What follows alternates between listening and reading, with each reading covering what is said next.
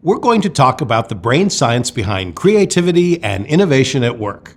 The lecture starts with an introduction. We'll discuss 3 overarching introductory themes that will marble through the meat of this lecture like fat in a steak.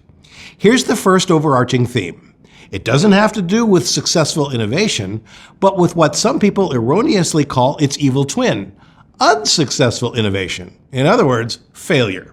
One of the greatest predictors of innovative success is your reaction to failure, especially your own.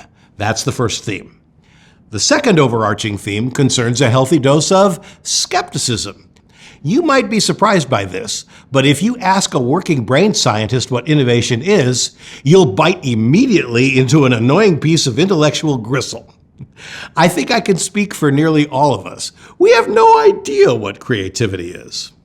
We observe that professionals often label people like Picasso and David Bowie and Albert Einstein and Louis Armstrong and William Shakespeare and Maya Angelou and Leonardo da Vinci as towering creative innovators, and they are. Fine.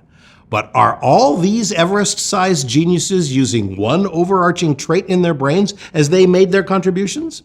Is there a creative squatter that set up shop in some creativity region of their brain? And if so, might we coax that same squatter to come set up shop in our brains? Skepticism is the second theme.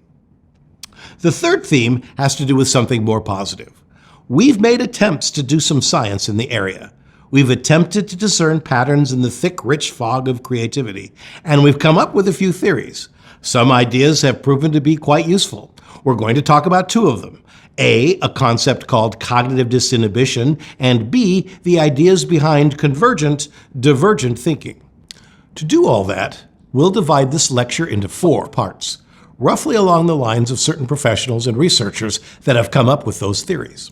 We'll begin with the ideas of Ray Cattell, move to the investigations of Barge and Carson, explore the work of Cameron, Epstein, and Stickgold, and end, that's part 4, for those of you keeping track at home, by returning to a discussion about failure.